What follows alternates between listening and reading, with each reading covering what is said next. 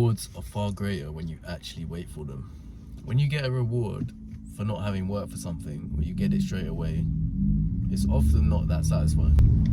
A little example of this is, when I was younger, I used to watch Match of the Day, and usually it was way past my bedtime, so my dad wouldn't allow me to watch it, but I would come down in the night and say that I can't sleep and ask for a glass of milk, and then just end up watching it with my dad anyway, and he'd be like, oh, go on then. You know, it was like a little tradition. But with Match of the Day, what was so great about it was the highlights were longer. Highlights were around 8 to 10 minutes, so you actually saw the whole game. You didn't just see the 3-minute highlights now, like that are shown on Sky on YouTube, for example.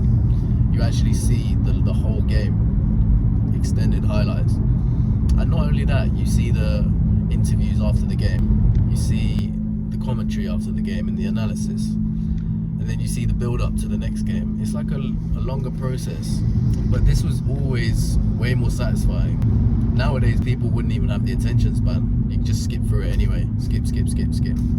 And okay, yeah, it's more efficient. You get to the reward quicker, you get to see the goals quicker. But whenever I watch the highlights on YouTube now, it's not exciting.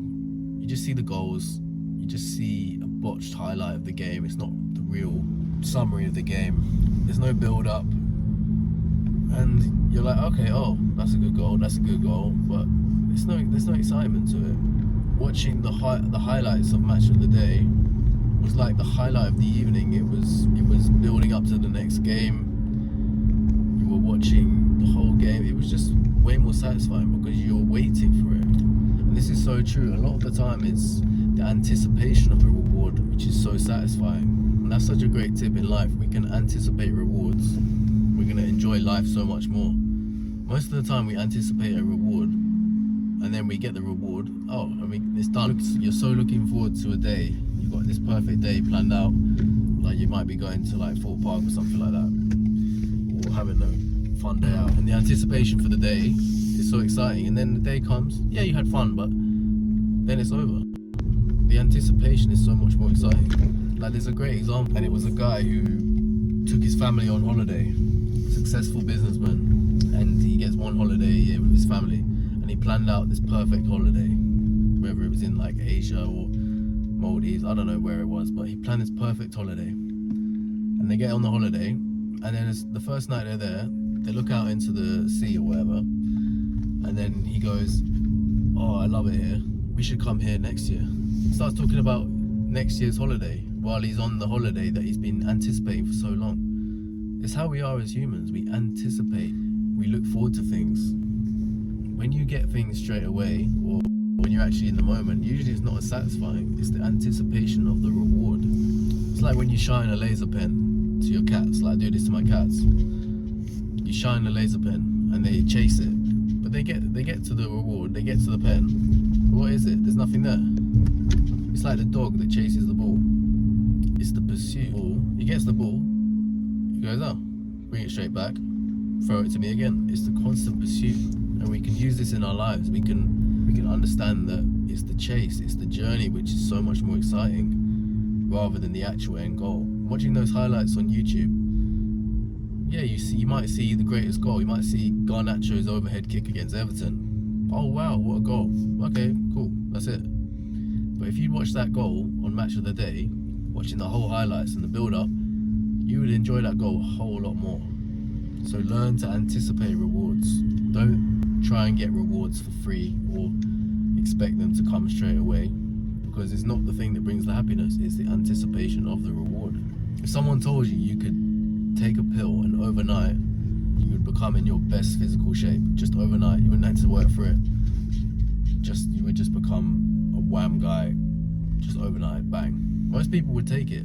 The value of being in shape would be completely eradicated, and that's what's starting to happen with pills and shortcuts. Is the value of the actual reward is dying because people are shortcutting their way there. It's like Ozempic, the fat loss drug that's sweeping the world in 2024. You're shortcutting your way there. And I saw this in a podcast. It was fascinating that the people that hate on Ozempic are usually the ones who are people who are shape. And it's funny how me personally, I'm a little bit of a hater of Ozempic. I'm not really a hater, I'm just simply stating facts. But it's actually because people are impersonating being healthy.